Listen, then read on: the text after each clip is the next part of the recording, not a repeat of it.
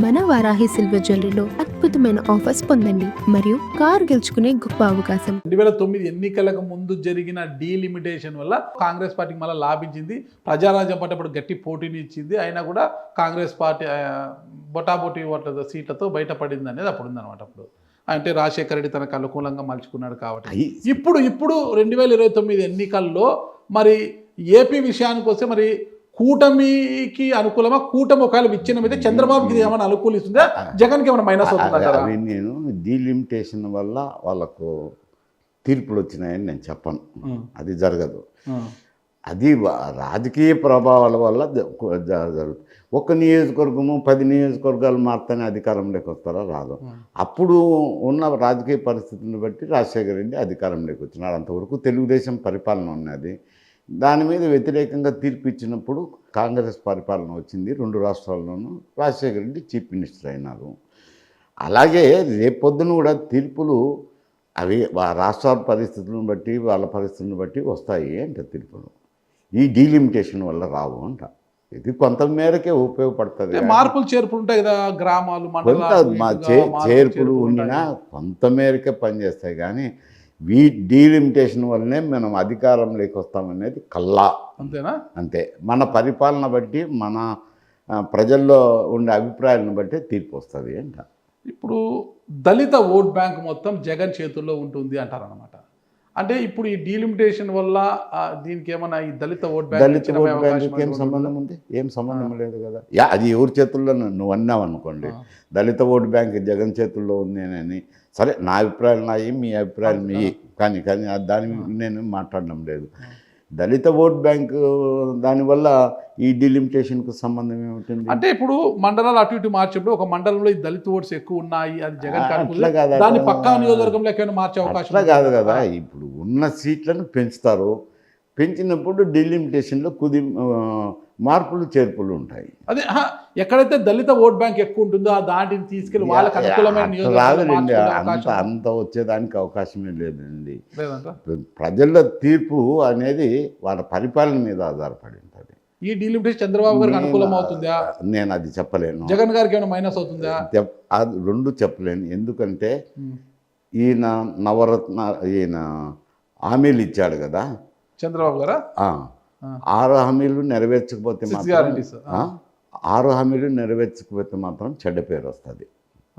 అది జగన్కి అడ్వాంటేజ్ కావచ్చు. ఆ ఇష్యూస్ వస్తాయి. కానీ ఈ డీలిమిటేషన్ ఇష్యూస్ ఏదో కొంచెం వరకు ప్రభావితం చేస్తాయి, కానీ ఎన్నికల్లో ప్రభావితం చేస్తాయి. హామీలు నెరవేరిస్తే అయిపోయింది. ఇంకా గతంలో జగన్ కూడా నవరత్నాలు చేశానంటున్నాడు కదా. కాదు, హామీలు నెరవేరిస్తే అవుతుందని కాదు, చెడ్డ పేరు రాదని.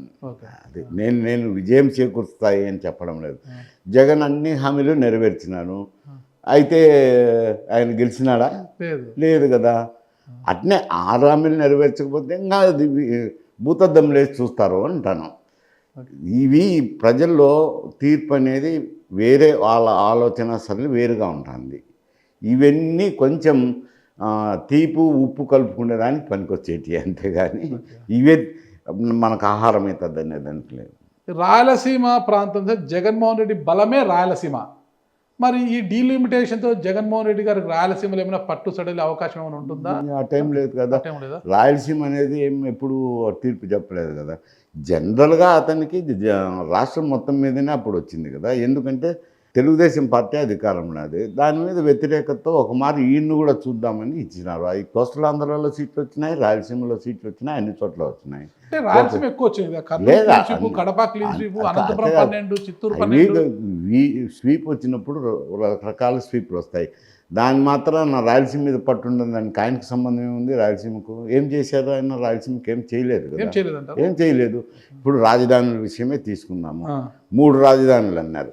ఇప్పుడు అమరావతి రాజధాని మీద రాయలసీమ ప్రాంతంలో అసంతృప్తి ఉంది. ఉండిన అమరావతిని 3 రాజధానులు చేస్తానన్నారు. 3 రాజధానులు చేస్తానని ఏం చెప్పినారు? అమరావతి ఏమో రాజకీయపరమైన రాజధాని, అడ్మినిస్ట్రేటివ్ క్యాపిటల్ ఏమో వైజాగ్, న్యాయ రాజధాని అంట. న్యాయస్థానం ఒకటి పెట్టి న్యాయ రాజధాని, అదేమన్నా న్యాయం చేసినట్ట చెప్పండి? రాయలసీమకు అదొకటే కదా, ఇంకేం చేసినారు చెప్పండి? ఏం ప్రాజెక్టుని పంట కాలువలు తీసినారా, ఇంకేమన్నా చేసినారా చెప్పండి? ఆయన చేయలే, ఈయన చేయడంలే.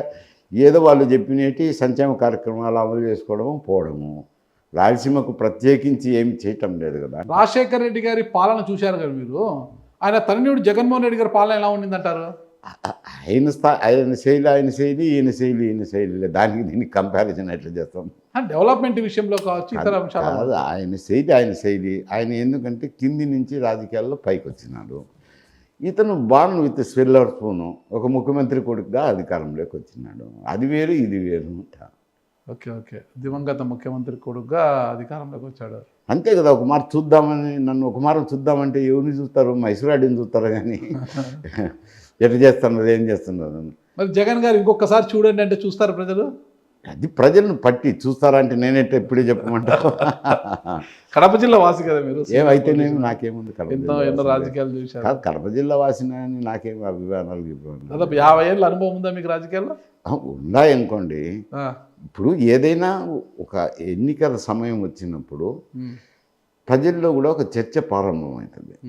అటువంటి సమయంలో ఎవరినైనా 10 మందిని అడిగితే జనరల్ ఒపీనియన్ మాకు తెలుస్తుంది. ఇప్పుడు ఏముంటుంది జనరల్గా, ఎన్నికలు అయిపోయి 2 సంవత్సరాలు అవుతుంది. ఇప్పుడు ఎవరి మీద ఏమి అభిప్రాయం వ్యక్తం చేస్తారు? ఏమయ్యా ఆయన వరాలు ఇచ్చినాడు ఇంకా లేదే, అటువంటి మాటలు మాట్లాడుతుంటారు. ఇప్పుడు ఎవరు ముఖ్యమంత్రి అవుతారని ఆలోచన చేయరు. రేపు డీలిమిటేషన్ అంటే కొంచెం రాజకీయపరమైన చర్చ, మా నియోజకవర్గం గడబోతుంది, మేము ఎక్కడ ఉంటాము, అటువంటి చర్చలు ఉంటాయి. మరి అది బిల్లు ప్రవేశపెట్టి ఒక రూపకల్పన జరిగితే కానీ కరెక్ట్గా చెప్పలేం. ఈ బిల్లు వస్తుందా రాలేదా, ఈ 50 సీట్లు పెరుగుతాయా లేదా, ఇవన్నీ ప్రశ్నార్థకాలే. ఇప్పుడు వచ్చిన పత్రికల్లో వార్తలను బట్టి నేను చెప్పిన అంకెలు కానీ గణాంకాలు కానీ సంఖ్యలు కానీ బిల్లు ప్రవేశపెడితే తెలుస్తుంది ఖచ్చితంగా 50% ఎట్లా పెరుగుతుంది ఎట్టుంటుంది అని కొంత మేరకు మేము చెప్పగలం. కొంత మేరకు డీలిమిటేషన్ ఎప్పుడు కూడా అధికారంలో ఉన్న వారికే భవిష్యత్తులో లాభిస్తుంది. జడ్జిమెంట్ అంత చేసేదానికి లేదు. 1 సీట్లు 2 సీట్లు ఎవరి మీద అక్కసు తీసుకునే దానికి ఉపయోగపడుతుంది కానీ పార్టీలను అధికారంలోకి సమూలంగా మార్చుకునేదానికి అవకాశాలు ఉండవు. మొత్తం మీద డీలిమిటేషన్ గురించి తెలుసుకోవాలంటే పార్లమెంటులో బిల్లు ప్రవేశపెట్టేంత వరకు వేచి చూడాల్సింది. తర్వాత క్లియర్గా చెప్పాలి ఎవరికి లాభం వస్తుంది, ఎవరికి నష్టం వస్తుంది, ఏ పార్టీ ఎంత నష్టపోయే అవకాశం ఉంది, నియోజకవర్గాలు ఎలా గల్లంతయ్యే అవకాశం ఉంది, కొంత మేరకు చెప్పచ్చు. ఓకే, అంటే ఈ సీట్ల పెంపు వచ్చినప్పుడు ఎస్సీ ఎస్టీ నియోజకవర్గాల పెంపు కూడా పెరిగే అవకాశం ఉంటుంది కదా? ఆ స్థాయిలోనే పెరుగుతాయి కదా, 33% పెరుగుతాయి కదా. ఆ స్థాయిలో ఆశావాహులు కూడా ఎస్సీ ఎస్టీలు వాళ్ళకు ఇది 33% మహిళలు వాళ్ళకు ఉండదు కదా పర్సెంటేజ్, ఆ పర్సెంటేజ్ ప్రకారమే పెరుగుతాయి అంట. మొత్తం మీద అయితే మరికొంతకాలం వేచి చూడక తప్పదన్నమాట. బిల్లు ప్రవేశపెట్టినంత ఇప్పుడు ఎన్డీఏ కూటమిలో చర్చలు జరుగుతున్నాయన్నారు, విపక్షాలతో కూడా చర్చలు జరిపి బిల్లు ప్రవేశపెడతామంటున్నారు. ఈ పార్లమెంట్ సెషన్స్లోనే పెట్టాలని ఉండాలని అన్నారు. మరి బిల్లు పెడితే మనం కూడా ఇది కరెక్టే, ఇది గైడ్ లైన్స్ ఇవన్నీ ఒక తూర్పు బిల్లు చూస్తే చెప్పచ్చు. ఎప్పుడైనా ఏదైనా దక్షిణాది రాష్ట్రాల ప్రజలు కేంద్రానికి రాష్ట్రానికి పన్నులు కట్టకుండా ఉండాల్సింది తప్పితే మనకు కేంద్రంలో మన ప్రభావం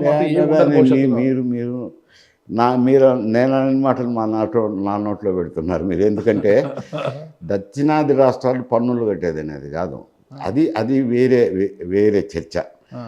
ఎందుకంటే నీవు కేంద్రానికి పన్నులు కట్టేటివి ఏంటివి? సెంట్రల్ జిఎస్టీ, కస్టమ్స్ డ్యూటీ ఉంటే కస్టమ్స్ డ్యూటీ, ఇన్కమ్ ట్యాక్స్, ఇవి సెంట్రల్ పోతాయి. సెంట్రల్ పోతే ఇంతకుముందు గతంలో 40% తీస్తున్నారు, ఇప్పుడు అది 39కో 37కో పోయినట్టుంది. ఈ 30 పన్నుల ద్వారా వచ్చిన ఆదాయాన్ని 39% పక్కకు తీస్తారు. పక్కకు తీసినాక ఫైనాన్షియల్ కమిషను రాష్ట్రాలకు పంపిణీ చేయాలి.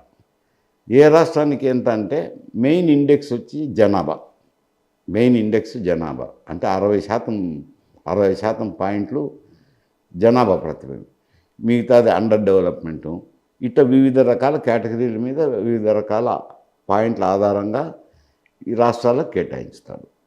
కేంద్రం నుంచి వచ్చే రాష్ట్రాల పన్నుల వాటా అది అంటారు. అది కొంచెం జనాభా ఉండే వాళ్ళకు ఒక పాయింట్ ఎక్కువే పోతుంది. ఎందుకంటే 60% పాయింట్లు జనాభా కేటాయించినారు కాబట్టి ఉత్తరాది రాష్ట్రాల్లో జనాభా ఉండదు కాబట్టి ఆ రాష్ట్రాల్లో పోతుంది. పూర్తిగా కొందరు అంటున్నట్టు నేను ఆ మాట అనలేను, ఎందుకంటే నాకు కొంచెం ఈ దీంట్లో బాగా తరచి చూస్తున్నాను నేను. ఈ ట్యాక్స్లు ఏమేమి ట్యాక్స్లు వేస్తారు, ప్రజల మీద ఎట్ట రిఫ్లెక్ట్ అవుతాయి అనేది నేను తరచి చూసినాను. ఒక్క మాటలో చెప్పాలంటే పన్నులు పుట్టనే డైపర్ వేస్తారా, డైపర్తో మొదలయ్యి ఎండ్ అయ్యేది ఎప్పుడైతాయి అని అంటే కొత్త బట్ట కప్పి శవాన్ని మట్టిలో వేసి మట్టి పోసినాక మట్టిలో వేసినంత వరకు ఉంటాయి పన్నులు. కొత్త బట్ట మీద కూడా పన్ను ఉంటుంది కదా, అంత ప్రభావం ఉంటుంది. అయితే చాలామంది ప్రజలకు తెలియకపోయినచ్చు, మేము పన్నులు కట్టినామే అని అంటారు, మేము ఎక్కడ కట్టినాము అని అంటారు. డైపర్లు ఇప్పుడు వేస్తున్నారు అండి, మీ డైపర్లు లేవు కదా. అది ఇప్పుడు కానీ ఎప్పుడు కానీ నేను ఉదాహరణకు చెప్పాను. కరెక్ట్. అప్పుడు కూడా ఏదో సబ్బుతోనో ఏదో కడుగుతానంటారు కదా, స్నానం చేయిస్తారు కదా, బిడ్డ పుడితేనే స్నానం చేయించాల్సిందే కదా, తప్పదు కదా. ఏదంతా చేసినా పన్ను అయితే పడుతుంది కదా, డైపర్ వేసినా పన్ను పడుతుంది, నీకు ఏ తప్పు పట్టనే ఉంటాయి. చెప్పింది కదా, పుట్టినప్పటి నుంచి చచ్చిన తర్వాత కొత్త బట్ట కప్పేటంత వరకు కూడా ఉంటుంది పన్ను. కొత్త బట్ట కట్టి దాన్ని డైపర్ నుంచి మట్టి వేసినాక పోతుంది, అంతవరకు పన్నులు. అప్పుడు కనిపెట్టినారు ఇండైరెక్ట్ ట్యాక్సెస్ రాజగోపాలాచారి గారు. ఆ విధానం అమల్లో ఉంటుంది. కడతానమని ఎవరికి తెలియదు, ఒక్క ఇన్కమ్ ట్యాక్స్ కట్టేవానికే తెలుస్తుంది నేను పన్ను కడతానని. మిగతా వాళ్ళకు తెలియకుండానే పన్ను పడుతుంది.